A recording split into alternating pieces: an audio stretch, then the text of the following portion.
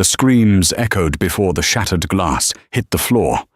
A 140-pound wall of muscle and teeth had just snapped its reinforced steel leash, launching across the VIP lounge of Chicago's most exclusive restaurant. Men who killed for a living scrambled backward, drawing weapons with shaking hands. Adele Russo's legendary Pitbull, a beast that had never known a leash it couldn't break, was out for blood. But as the room erupted into pure, unadulterated chaos, Clara, a 22-year-old waitress making minimum wage, didn't run. She stepped directly into the monster's path. What she did next didn't just stop the bloodshed, it froze the entire Chicago underworld. If you looked at the official employment records for the Obsidian Room, a notoriously high-end steakhouse in downtown Chicago, Clara Higgins was nothing more than employee number 402. She was a nursing student buried under a mountain of student debt, working the closing shifts to pay for her textbooks. She was quiet, kept her head down, and had a unique talent for becoming invisible, a survival trait she'd honed growing up in the foster care system under less than ideal circumstances. But Clara's invisibility was exactly why she was assigned to the VIP section. The Obsidian Room wasn't just a place for tech billionaires and celebrities. It was neutral ground for the city's apex predators. According to the private case files of retired Chicago PD detective Thomas R. Callahan, the restaurant's back room was the boardroom for the modern Mafia. On the night of October 14th, the air in the restaurant was suffocatingly tense. The general manager, a perpetually sweating man named Richard Sterling, had locked the front doors 3 hours early. "They're coming," Richard whispered, pacing the kitchen floor. "No mistakes tonight, Clara. You pour the water, you serve the plates, and you do not make eye contact. Do you understand?" Clara nodded, her face impassive. "Who is it?" "Russo," Richard choked out. Adele Russo. Even Clara, who actively avoided the news, knew the name. At 34, Adele had inherited a crumbling crime syndicate and violently rebuilt it into a corporate empire. He was ruthless, calculating, and famously cold. But more terrifying than Adele was his shadow, a massive, battle-scarred, blue-nosed pit bull named Goliath. Goliath wasn't a pet. He was a weapon. The dog was trained in Schutzhund and personal protection, and rumors whispered that Goliath had done more damage to Russo's enemies than his hitmen ever could. At precisely 9 p.m., the heavy mahogany doors swung open. Adele Russo stepped in. He was tall, dressed in a charcoal Tom Ford suit, with dark, assessing eyes that seemed to strip the room of its secrets instantly. Flanking him were 2 heavily armed men, but all eyes were drawn to the end of the thick leather leash wrapped around Adele's fist. Goliath was a monster. His chest was as broad as a beer keg, his coat a sleek, slate grey, and his amber eyes locked onto everything with predatory intent. A low, rumbling growl vibrated in his throat with every step. Clara stood by the service station, holding a tray of crystal water glasses. As Adele's entourage swept past, Goliath suddenly stopped. The massive dog turned his blocky head, his nostrils flaring as he looked directly at Clara. The enforcers tensed. Adele paused, his eyes shifting to the petite waitress in the black uniform. Clara didn't flinch. She didn't look away, nor did she stare aggressively into the dog's eyes. Instead, she let out a slow, steady breath, relaxing her shoulders completely, dropping her heart rate. It was a trick she'd learned during her 3 years working the euthanasia list at the city's highest-risk animal shelter. Goliath huffed, his tail giving a single, rigid wag, before continuing to follow his master. Adele's brow furrowed slightly. He noted the interaction, his cold gaze lingering on Clara for a fraction of a second, before he turned into the VIP room. The stage was set, and Clara had just unwittingly stepped onto it. The VIP room was a soundproof vault of velvet and mahogany. Tonight, Adele Russo was meeting with Arthur Pendleton, an old-school mob boss from the South Side who had been encroaching on Adele's logistics routes. When Clara entered the room to serve the first course, the tension was thick enough to choke on. Arthur sat across from Adele, flanked by 3 twitchy bodyguards. Arthur was sweating profusely, dabbing his forehead with a linen napkin. Adele sat perfectly still, casually swirling a glass of Barolo. Goliath was sitting at strict attention by Adele's left leg, his massive head resting on his paws, but his eyes never left Arthur's men. "I'm just saying, Adele," Arthur stammered, his voice grating in the quiet room. "The docks are a shared enterprise. You can't just choke out the supply lines." "I don't share, Arthur," Adele replied. His voice was quiet, smooth, and utterly devoid of warmth. "I conquer. You are currently operating in my territory. I am giving you the courtesy of a dinner before I take it from you." Clara moved like a ghost, pouring wine and clearing bread plates. She could read the room better than anyone. She saw the micro-expressions. Arthur's right eye was twitching. His lead bodyguard, a heavily tattooed man named Craig, kept shifting his weight, his hand resting dangerously close to the lapel of his jacket. "They're scared," Clara thought, stepping back into the shadows near the corner of the room. And scared men do stupid things. Goliath felt it too. The dog's low rumble started again, vibrating through the floorboards. His ears pinned back.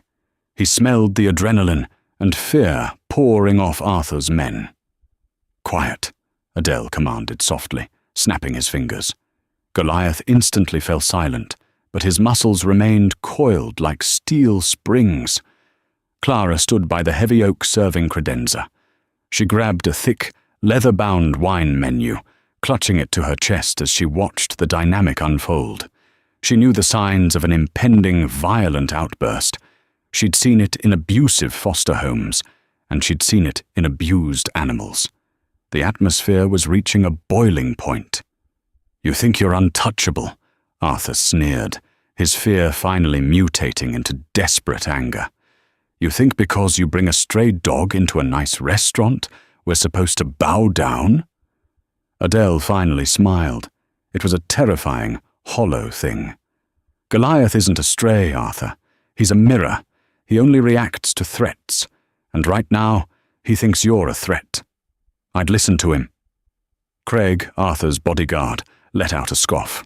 "It's a mutt. Put a bullet in it, and it bleeds like anything else." The air in the room vanished. Adele slowly set his wine glass down. The clink of the crystal against the table sounded like a gunshot. "Clara," Adele said quietly, without taking his eyes off Arthur. Clara froze. He had read her name tag. "Yes, sir," she replied, her voice steady. "Step out of the room." It was a warning, a final grace given to an innocent bystander. But before Clara could even take a step towards the heavy velvet doors, Arthur Pendleton slammed his hands on the table. "Nobody leaves!" Arthur roared. And in that split second, Craig panicked. He reached into his jacket. Everything happened in a blur of terrifying violence.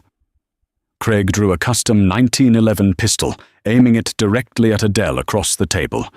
But before his finger could even find the trigger, Adele's hand snapped the leash off Goliath's collar. "Take him!" Goliath didn't run. He launched. The 140-pound beast cleared the grand mahogany table in a single bound, shattering crystal glasses and sending plates of Wagyu beef flying. He hit Craig like a freight train, the sheer kinetic force of the dog slamming the bodyguard backward into the oak-paneled wall.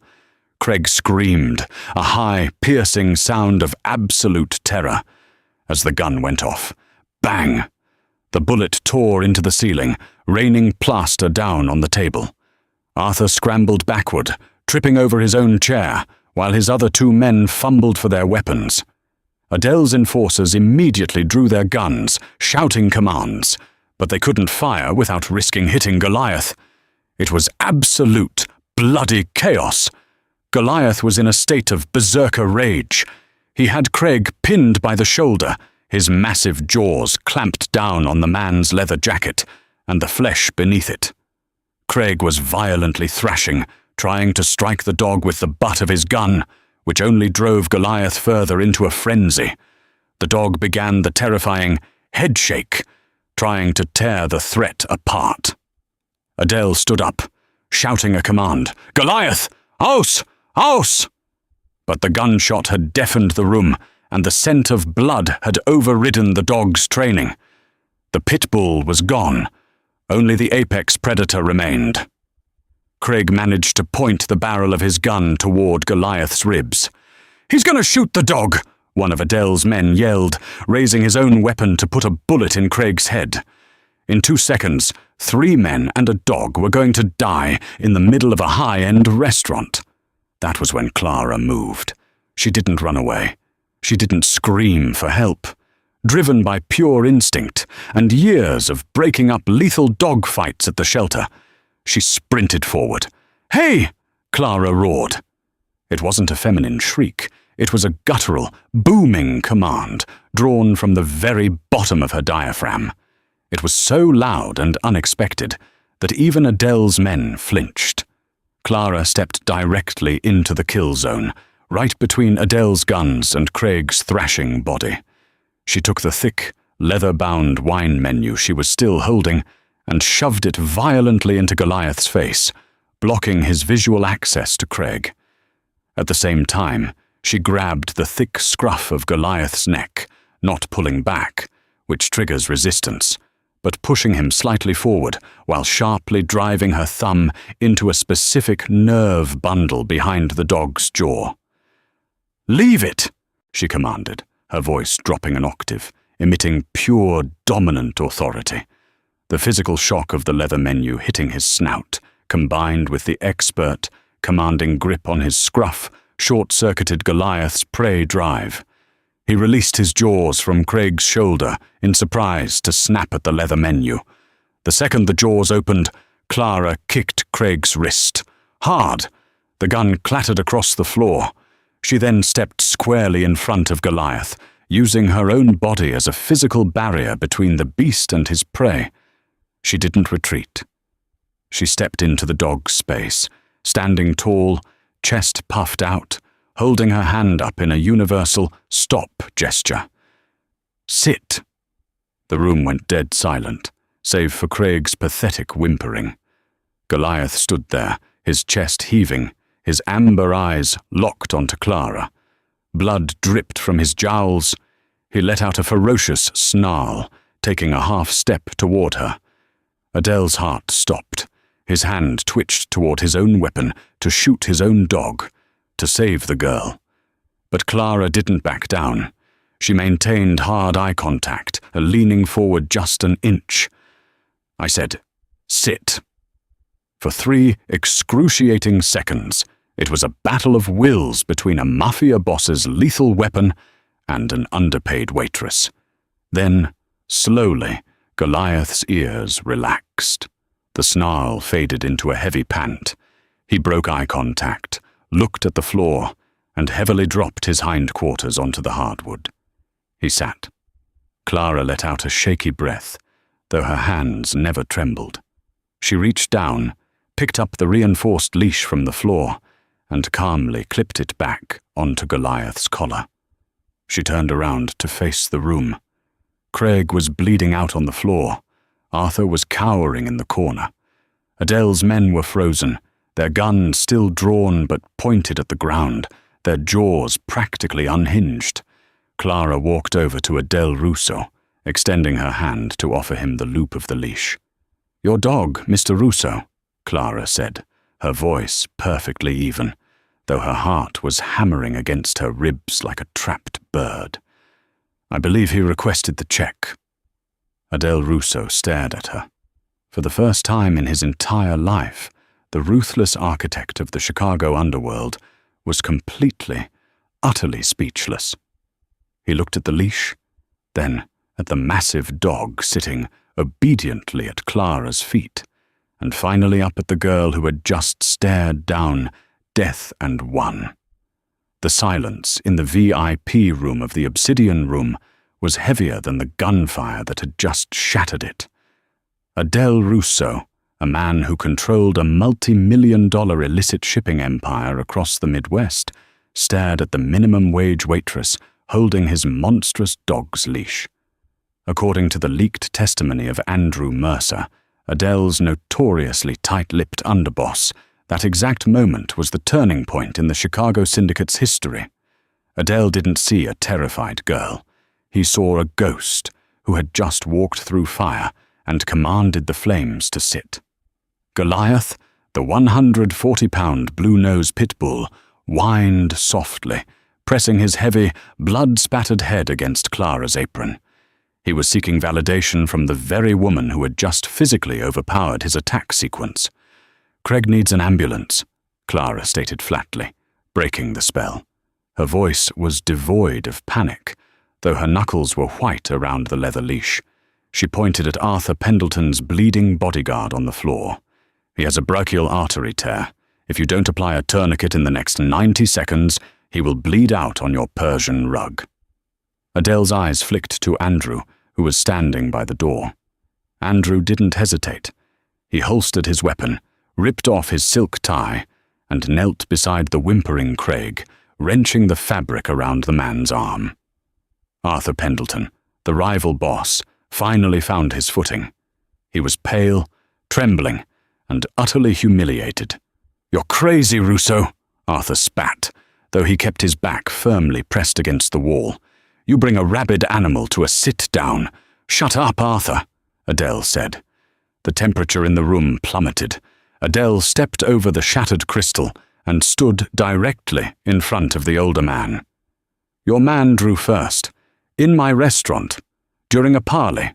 You have exactly 30 seconds to collect him and leave through the service elevator, or Goliath will finish his meal." Arthur didn't argue. With the help of his remaining men, they hauled the half-conscious Craig off the floor and vanished into the service corridor. Once the heavy oak doors clicked shut, the room exhaled. Adele turned his attention back to Clara. He reached out and slowly took the leash from her hands. Their fingers brushed. Hers were freezing cold. The adrenaline crash was beginning to set in. "Clara Higgins." Adele read her name tag again, his voice a low, gravelly baritone. He pulled a pristine white linen handkerchief from his pocket and offered it to her. "You have blood on your cheek." Clara took it, wiping away a smear of Craig's blood that had splattered onto her face during the chaos. "Thank you." "Where did you learn to handle a dog like that?" Adele asked, his eyes scanning her face, searching for a crack in her armor. "I spent 3 years working the red list block at the Cook County Animal Control," Clara answered, her knees finally starting to shake. She locked them to stay upright. "I've broken up fights between dogs twice his size. He's not rabid, Mr. Russo. He's reactive. And he was protecting you."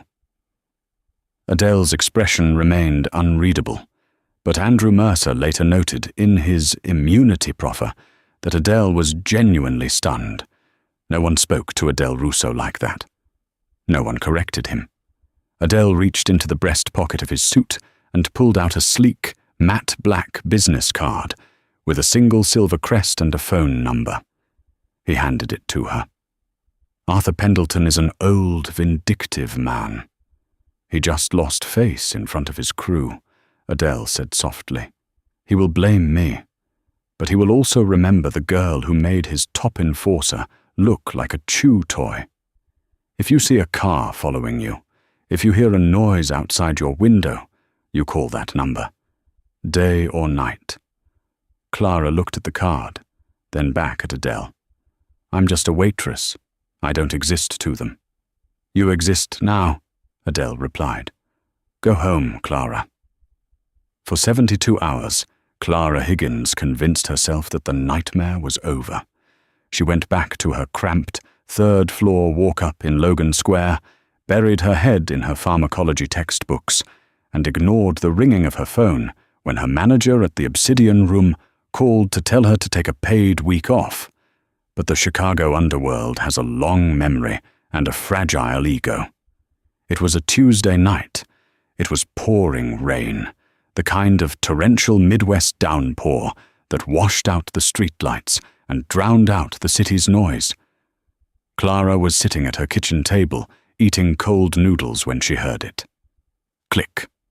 It was faint, but unmistakable. The sound of a metal pick sliding into the deadbolt of her front door. Clara froze. All the survival instincts she had developed in the foster system flared to life. She didn't turn on a light. She didn't scream. She slipped off her stool, moving silently in her socks, and grabbed the heavy cast-iron skillet from her stove. The deadbolt turned. The door creaked open, revealing the silhouettes of two men in dark raincoats. "Find her," one of them whispered. "Arthur wants her hands broken. Send a message to Russo that nobody touches his crew." Clara backed into the narrow hallway, leading to her fire escape. Her heart was pounding so hard, she thought it might shatter her ribs. She reached into her pocket, her fingers brushing against the matte black business card she had foolishly kept. She didn't have time to call. The first man stepped into the kitchen, sweeping a flashlight across the room. The beam caught the edge of Clara's sneaker in the hallway. "Got her," he grunted, pulling a collapsible steel baton from his coat. He lunged forward. Clara swung the cast-iron skillet with everything she had, catching him squarely in the jaw with a sickening crack. The man crumpled, but the second intruder was right behind him, shoving his partner aside and grabbing Clara by the throat, slamming her against the drywall. She choked, thrashing wildly, her vision swimming with black spots. The man raised his fist. Suddenly, the front door of her apartment didn't just open, it was kicked off its hinges. The splintering of wood was immediately followed by a sound that made Clara's blood run cold, yet fill with immense relief. A deep, guttural roar. A grey blur shot through the doorway. Goliath, the massive Pitbull, hit the man, choking Clara with the force of a missile. The intruder screamed as Goliath's jaws locked onto his forearm, dragging him violently to the floor. The dog didn't hesitate.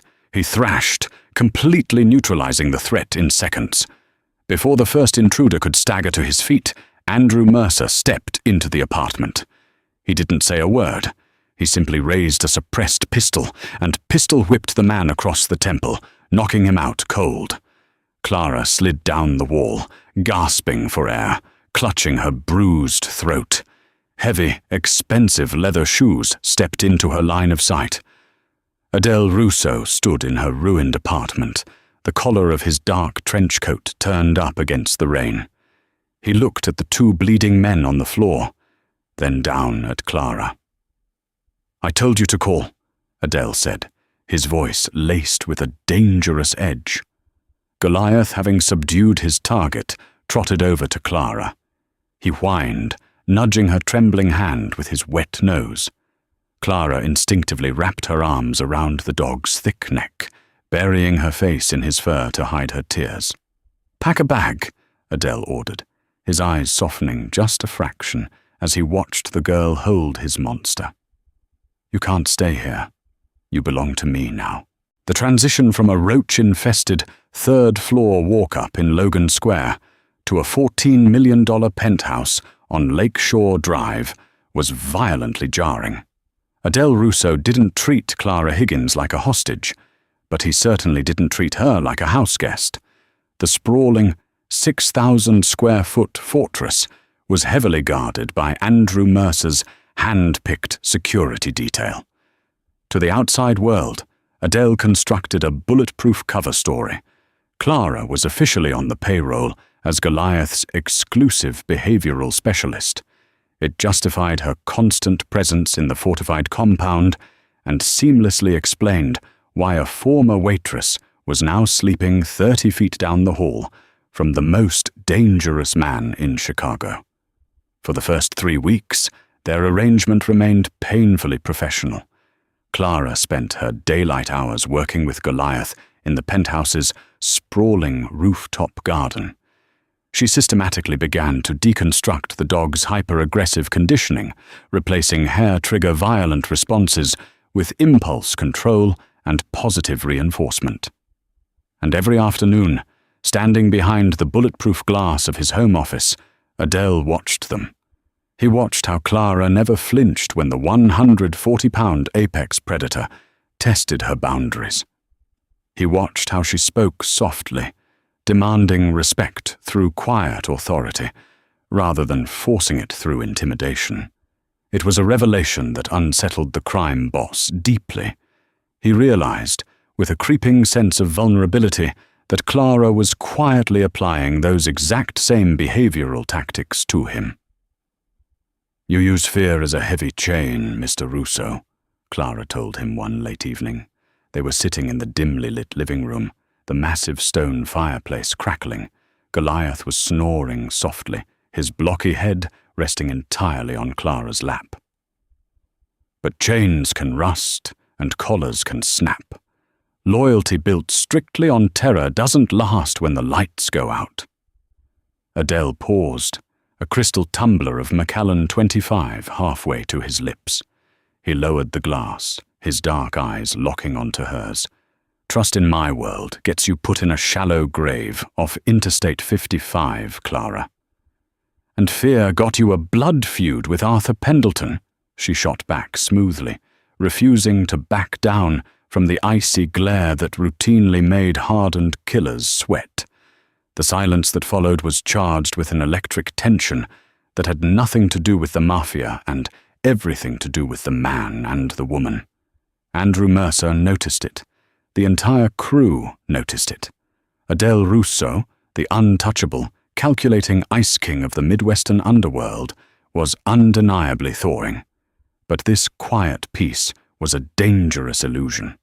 By late November, the syndicate's legitimate corporations required maintenance. Adele was slated to host the annual Russo Foundation charity gala at the Field Museum.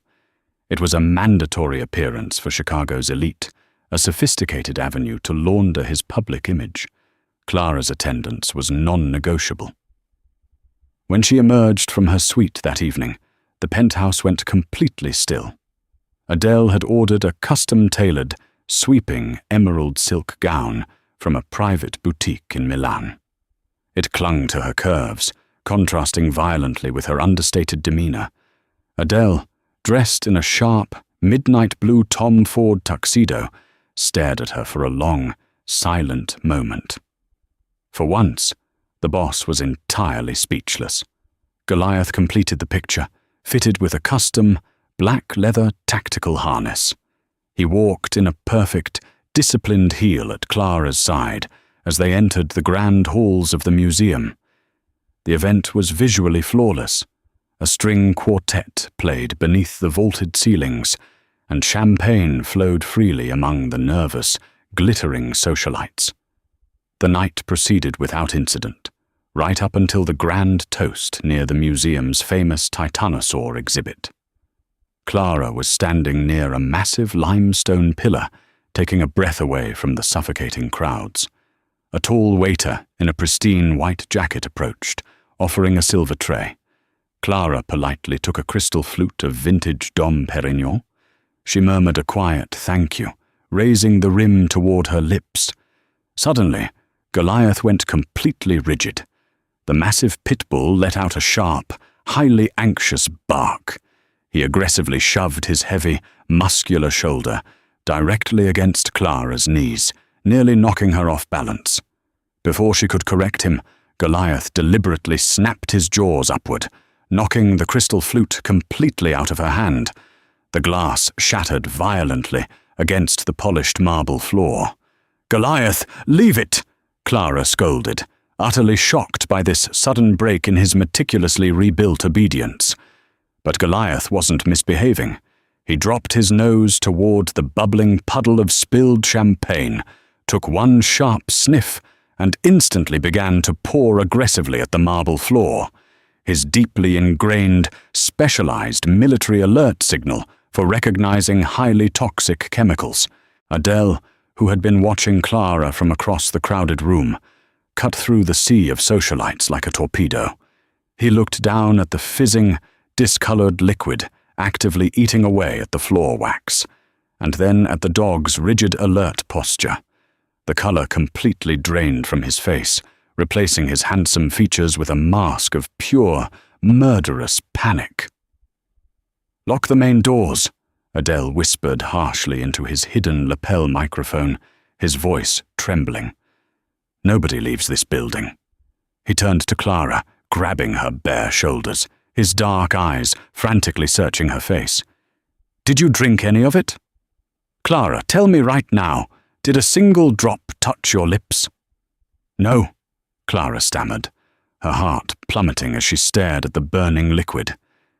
"Adele, what is it?" "Thallium. High-grade rat poison," Adele hissed, pulling her flush against his chest, physically shielding her from the room. His eyes swept the terrified, glittering crowd. Arthur Pendleton wasn't just launching brute force attacks in alleyways anymore. He had successfully planted a ghost on the inside. Someone deep within Adele's supposedly impenetrable inner circle had just handed the woman he was falling in love with a glass of liquid death. The ultimate betrayal wasn't knocking at the front door. It was already standing in the room. The Great Hall of the Field Museum, a sprawling, vaulted monument to natural history, was instantly transformed into a gilded, inescapable cage. The echoing acoustics of Stanley Field Hall, usually reserved for the awed whispers of tourists admiring Maximo the Titanosaur, now amplified a terrifying wave of collective panic. Adele Russo's localized lockdown order had echoed through the encrypted earpieces of 20 heavily armed enforcers stationed around the perimeter. Within 4 seconds, the heavy, ornate brass doors facing the Chicago skyline were deadbolted. The private string quartet, who had been softly playing Vivaldi's Winter near the taxidermy elephants, stopped so abruptly that a cello string snapped with a sharp twang. "Nobody moves!" Andrew Mercer's voice boomed over the museum's PA system. Andrew, a man whose official W-2 listed him as a logistics consultant for Russo Enterprises, stood on the grand staircase with his custom Sig Sauer P226 drawn and held at a low ready. "If you run, you will be considered an active threat. Keep your hands visible and your mouth shut." The city's elite, hedge fund managers, tech developers, and real estate moguls like Alderman Thomas R. Burke, who had taken millions in quiet campaign donations from the Russo family, froze in sheer, unadulterated terror. Women in $10,000 Oscar de la Renta gowns dropped to the polished marble floor, covering their heads, while heavily tailored men pressed themselves against the limestone pillars. At the center of the chaos, Adele kept Clara tucked firmly behind his broad shoulders. His tall frame entirely shielded her from the sprawling crowd and any potential sightlines from the upper balconies. He looked down at the fizzing, toxic puddle of vintage Dom Perignon eating away at the floor wax, and then at Goliath. The 140-pound blue-nosed Pitbull was pacing a tight, aggressive circle around the spill. His hackles were fully raised, a jagged ridge of slate-grey fur standing on end from his neck to his tail. He was issuing a low, continuous, and terrifyingly guttural growl that visibly vibrated against the marble floor. It was the precise Schutzhund alert for hazardous, unnatural chemical compounds. "Who handed you this glass, Clara?" Adele asked. His voice wasn't a shout. It was a lethal, ice-cold whisper that cut right through the ringing in her ears. "Think. Every single detail. Do not leave a single thing out." Clara closed her eyes, forcing her racing, panicked heart to slow down. She used the exact same psychological grounding techniques she applied when standing in a concrete kennel facing down an aggressive, red-listed dog. She blocked out the screaming. She blocked out the guns. She visualized the last 90 seconds of her life. He was tall, Clara breathed out, her eyes snapping open to meet Adele's dark, intense gaze. 6'2", broad shoulders. He was wearing the standard white tuxedo jacket of the catering company, Bauer and Klein. But his hands... She grabbed Adele's forearm, her grip surprisingly strong. His hands were wrong, Adele. They were rough, heavily calloused around the webbing of the thumb and index finger. You don't get calluses like that pouring champagne or carrying silver trays. You get them from recoil. And he didn't smell like the kitchen. He smelled like cordite, peppermint, and cheap drugstore aftershave. Adele's jaw tightened so hard, a muscle ticked visibly in his cheek. The catering for the evening had been exclusively contracted and vetted by the Obsidian Room's own general manager, Richard Sterling. It was supposed to be a hermetically sealed environment. "Andrew," Adele commanded into his lapel microphone, his eyes sweeping the terrified crowd. "Line up the catering staff. Now. Every single one of them. Put them against the south wall beneath the Mesozoic exhibit. Nobody speaks." Within 3 excruciating minutes, a line of 30 terrified waiters, bus boys, and executive chefs were forcibly corralled against the limestone wall. Richard Sterling, the perpetually anxious general manager who had originally hired Clara to wipe down tables, was sweating profusely. He was dabbing his bald head with a linen napkin, his knees physically knocking together. Adele didn't interrogate them. He didn't yell. He didn't brandish a weapon. He simply walked over to Clara, reached down, and unclipped the heavy, reinforced leather leash from Goliath's tactical collar. "Find it," Adele ordered softly, pointing a single finger toward the trembling line of staff. The crowd of high society hostages watched in frozen, breathless horror as the apex predator began his patrol. Goliath moved methodically, a slate-grey shark gliding over the marble. His massive, blocky head swept side to side, his nostrils flaring as he processed the complex olfactory environment. He was filtering out the expensive perfumes, the catered truffle oil, and the sweat of fear, searching solely for the chemical signature of the thallium sulfate that had just nearly killed his handler. He passed the first 5 waiters without a second glance. He passed Richard Sterling, who let out a pathetic, high-pitched whimper as the dog's massive snout brushed his trousers. Then, near the very end of the line, Goliath abruptly stopped. It was a man Clara had never seen before during her shifts at the restaurant. He was tall, heavily built beneath the tailored white jacket, and staring straight ahead with forced, stony indifference. Goliath didn't bark, he didn't lunge, he didn't initiate an attack sequence. Instead, displaying terrifyingly perfect discipline, the massive Pitbull executed a flawless, silent sit directly in front of the man. The dog stared up at the waiter with unblinking, predatory amber eyes, his chest heaving silently. It was the definitive, trained indication of a concealed threat. "Check his pockets," Adele ordered, stepping forward, the air around him dropping 10 degrees. Andrew Mercer stepped up, grabbing the man roughly by the lapels and patting him down with brutal efficiency. From the concealed inner breast pocket of the white tuxedo jacket, Andrew extracted a small, reinforced glass vial. The remaining liquid inside was entirely clear, odorless, and completely unassuming. But the implications were catastrophic. "Who do you belong to?" Adele asked, stepping directly into the man's personal space, ignoring the vial and staring into the assassin's eyes. The fake waiter, a freelance hitter from the Canaryville neighborhood named Declan O'Connor, sneered. It was a desperate, ugly sound from a man who knew he was a walking corpse. "Pendleton says hello, Russo. He told me to deliver a message. He said to tell you that a king is only as strong as his weakest link." He looked directly at Clara, a nasty smile twisting his lips. Before Andrew could draw his cuffs to secure the man's wrists, Declan moved with a burst of terrifying, adrenaline-fueled speed. He didn't go for a gun, knowing the metal detectors at the service entrance would have flagged it. Instead, he lunged to his right, grabbing the nearest, softest target, which happened to be the terrified manager, Richard Sterling. Declan yanked Richard backward, simultaneously sliding a lethal 6-inch ceramic tactical blade from a hidden sheath inside his sleeve.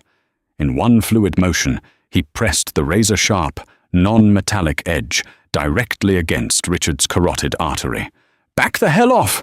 Declan screamed, his composure shattering as he dragged the sobbing, heavy-set manager backward towards the service corridor doors. "Call off the dog, Russo. Call him off, or I open this fat pig up right here on your fancy floor." The museum erupted into a secondary wave of sheer panic. Guests screamed and scrambled further back into the shadows of the exhibits. Adele's enforcers instantly raised their customized rifles, the red laser sights painting Declan's chest and forehead. But they had absolutely no clear shot. The assassin was a seasoned professional. He had Richard perfectly positioned as a human shield, minimizing his own center of mass. "Let him go," Adele said, his voice terrifyingly calm, entirely devoid of the panic Declan was trying to incite. "You sever that artery, he bleeds out in 60 seconds, but you won't make it to the service elevator. I will personally take my time taking you apart." "I'm a dead man, either way," Declan shouted wildly, his eyes darting around the room, the ceramic blade drawing a terrifyingly thin, bright red line of blood on Richard's neck. "Put the mutt on a leash. Do it now, or I swear to God I'll paint this museum with him." Goliath was coiled like a steel spring, his muscles twitching beneath his coat, waiting for Adele's release command. But a direct frontal assault was a tactical nightmare. It would take Goliath roughly 1.5 seconds to cross the 15 feet of marble to reach Declan. In that time, Declan's reflex action would instantly drive the ceramic knife deep into Richard's jugular. The manager would be dead before the dog's teeth even made contact with the assassin. Clara watched the geometry of the standoff unfold in slow motion. She saw the angles. She calculated the distance. She knew Goliath's specialized training better than the men who had initially bought him. She knew his blind spots, his specific auditory triggers, and his incredible, almost human capacity for lateral problem-solving when given the right environmental tools. She stepped completely out from behind Adele's protective cover. "Clara, no," Adele hissed, his hand shooting out to grab her wrist, his heart leaping into his throat. But Clara was already moving, twisting out of his grip. She didn't look at Declan. She didn't look at the bloody knife. She locked her eyes onto a massive, heavy-duty bronze stanchion, one of the thick, weighted poles holding the red velvet VIP ropes, situated exactly 2 feet to the left of the assassin's back leg. She took a deep breath, drawing air into the very bottom of her diaphragm. "Goliath!" Clara roared. Her voice wasn't a panicked shriek. It was a booming, guttural command of absolute, undeniable authority that cut through the screaming like a physical whip. The massive dog snapped his attention to her instantly, breaking his hyperfocus on the assassin. Clara pointed a sharp, rigid finger, not at the man holding the knife, but directly at the heavy bronze pole behind him. "Bring it!" It was a standard Schutzhund retrieval command, but applied to an object far too heavy and entirely inappropriate for a normal canine to fetch. A standard dog would have been confused. But Goliath was not a normal dog. He was a 140-pound locomotive of pure kinetic energy and unyielding obedience to the woman who had saved his life in the restaurant weeks ago. Goliath lunged, but instead of launching a direct frontal attack at Declan's center of mass, the dog scrambled to the left. He slammed his massive, vice-like jaws directly around the thick base of the bronze stanchion. With a violent, twisting jerk of his incredibly thick neck, Goliath yanked the weighted base backward. The heavy, solid metal pole swung with devastating, unchecked momentum. It acted like a scythe, crashing directly into the back of Declan O'Connor's knees with a sickening, audible crunch. Declan's legs instantly buckled beneath him. The sudden, agonizing loss of his foundation sent him toppling backward. As he fell, his grip on the terrified manager completely loosened. Richard Sterling scrambled forward, crying out in terror, dropping to his hands and knees to crawl away from the blade. "Take him!" Adele roared, his voice echoing off the vaulted ceilings. Goliath didn't need to be told twice. He dropped the heavy bronze pole, the metal clattering deafeningly against the floor, and redirected his entire body weight in a fraction of a second. He hit the falling assassin squarely in the chest, pinning him flat against the cold marble with bone-shattering force. The ceramic knife skittered uselessly across the floor, kicked away immediately by Andrew Mercer's boot. Declan barely had time to scream before Andrew and 3 heavily armed enforcers were on top of him. They secured his wrists in thick plastic zip ties, driving their knees into his spine, entirely neutralizing the threat in a matter of seconds. Clara rushed forward, completely ignoring the stunned, elite crowd staring at her. She dropped to her knees in her ruined, multi-$1,000 emerald silk gown, sliding across the floor to reach Goliath. The massive dog was panting heavily, his amber eyes dilated as the adrenaline coursed fiercely through his veins. He was still standing over the restrained assassin, issuing a low, warning rumble. Clara grabbed his thick, muscular cheeks, her thumbs pressing gently behind his ears. She forced him to look directly into her eyes, breaking his predatory hyperfocus and bringing him back to reality. "Good boy," she breathed, her voice shaking uncontrollably as the sheer gravity of what just happened hit her. She pressed her forehead against his, kissing the top of his broad, scarred head. "Good boy, Goliath. You did so good." Adele stood over them, lowering his weapon. The ruthless, untouchable Mafia boss, the man who had ordered the brutal executions of dozens of rivals without ever batting an eye or losing a night of sleep, felt his chest tighten in a way he hadn't experienced since he was a frightened child on the streets of the South Side. He looked at the bleeding assassin, then at the terrified, sobbing restaurant manager. Finally, his gaze settled on the bruised, remarkably beautiful former waitress kneeling on the floor, whispering sweet praises to his lethal monster of a dog. Adele realized, with absolute, terrifying clarity, that his vast criminal empire, his millions of dollars, and his total control of the city meant absolutely nothing if he couldn't keep her safe.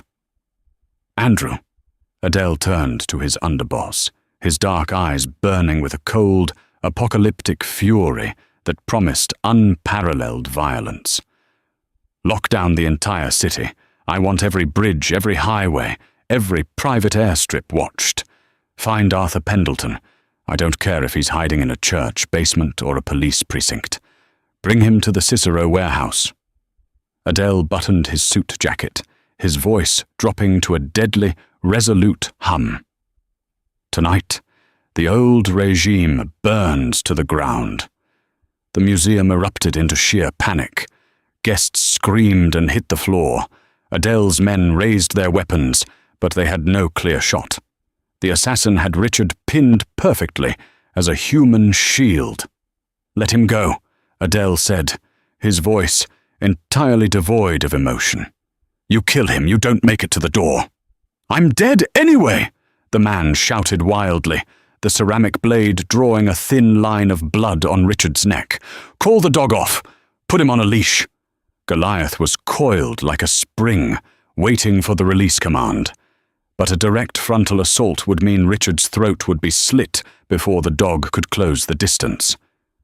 Clara watched the geometry of the standoff. She knew Goliath's training better than anyone now. She knew his blind spots, his triggers, and his incredible capacity for lateral problem-solving. She stepped out from behind Adele. "Clara, no!" Adele hissed, reaching for her wrist. But Clara was already moving. She didn't look at the assassin. She looked at a massive, heavy bronze stanchion holding a velvet rope, situated just 2 feet to the left of the assassin. "Goliath!" Clara shouted. Her voice cut through the screaming like a whip. The dog snapped his attention to her. Clara pointed sharply at the heavy bronze pole, not the man. "Bring it!" It was a retrieval command, but applied to an object far too heavy for a normal dog to fetch. But Goliath was not a normal dog. He was a 140-pound locomotive of muscle. Goliath lunged, but instead of attacking the man, he slammed his massive jaws around the base of the bronze stanchion and violently yanked it backward. The heavy metal pole swung with devastating momentum, crashing directly into the back of the assassin's knees. The man's legs buckled with a sickening crunch. As he fell forward, his grip on Richard loosened. "Take him!" Adele roared. Goliath dropped the pole and redirected in a fraction of a second. He hit the assassin in the chest, pinning him to the marble floor with bone-shattering force. The ceramic knife skittered uselessly across the floor. Andrew and 3 enforcers were on the man instantly, securing his wrists in zip ties and dragging him away from the terrified, sobbing restaurant manager. Clara rushed forward, dropping to her knees beside Goliath. The dog was panting heavily, adrenaline coursing through his veins. She grabbed his thick cheeks, forcing him to look into her eyes, breaking his hyperfocus. "Good boy," she breathed, her voice shaking as she kissed the top of his broad, scarred head. "Good boy, Goliath." Adele stood over them. The ruthless Mafia boss, the man who had ordered the executions of dozens of men without batting an eye, felt his chest tighten in a way he hadn't experienced since he was a child. He realized, looking at the bruised, beautiful waitress, kneeling in a multi-thousand-dollar gown with his monster of a dog, that his empire meant absolutely nothing without her in it. "Lock down the city," Adele turned to Andrew, his eyes burning with a dark, apocalyptic fury. "Find Arthur Pendleton. I don't care if he's hiding in a church. Bring him to the warehouse. Tonight, the old regime burns." The retaliation was swift, brutal, and entirely off the books. By dawn, Arthur Pendleton's illicit logistics empire had been systematically dismantled.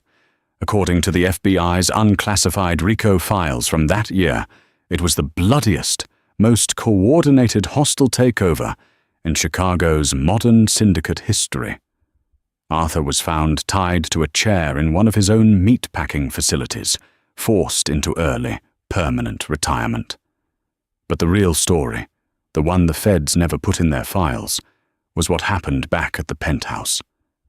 When Adele returned, his hands washed clean of the night's violence, he found Clara asleep on the massive leather sofa, still in her ruined emerald gown. Goliath was asleep on the floor beside her, his head resting heavily over her ankles in a protective guard position. Adele sat in the armchair opposite them, watching them breathe. For the first time in his life, the silence of his home didn't feel hollow. It felt earned. Clara stirred, blinking against the morning light pouring through the floor-to-ceiling windows. She sat up, wincing slightly as her bruised ribs protested. "Is it over?" she asked quietly. "Pendleton is gone," Adele replied. He leaned forward, resting his elbows on his knees. "The city is mine.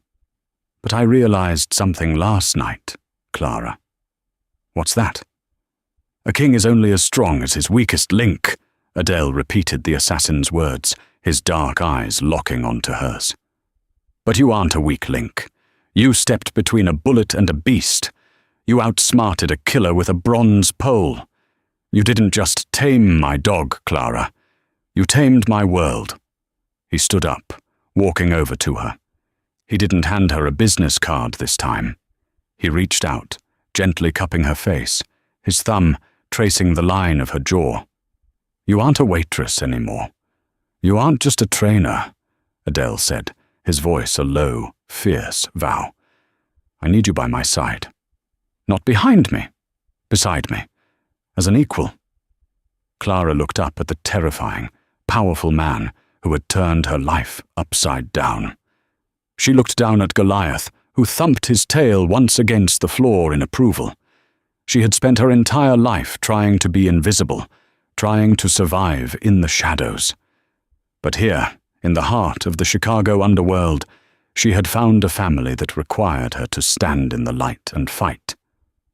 "On one condition," Clara said, a slow, sharp smile spreading across her lips. Adele raised an eyebrow. "Anything." Goliath sleeps on the bed. Adele Russo, the undisputed boss of the Chicago Mafia, actually laughed. It was a rich, genuine sound that echoed through the penthouse. "Deal." The underworld of Chicago would never be the same. They whispered about Adele Russo's ruthless expansion. But more than that, they whispered about the woman at his side, the queen of the syndicate, the girl who walked with a monster on a leash and held the heart of the devil himself. What an absolutely wild ending to an incredible true-to-life mafia drama. From a minimum-wage waitress trying to pay off student loans to the undisputed queen of the Chicago underworld, Clara's story proves that sometimes the bravest thing you can do is stand your ground when everyone else runs. Goliath the Pitbull wasn't just a guard dog, he was the ultimate judge of character, and he chose his new mother perfectly. If this intense, heart-pounding story kept you on the edge of your seat, you have to let us know in the comments. Which part of Clara's quick thinking was your favorite? Don't forget to smash that like button. Share this video with your friends who are obsessed with suspense and romance. And hit subscribe with notifications on. We drop incredible, high-stakes stories just like this every single week, and you won't want to miss what we have coming next. Thanks for watching.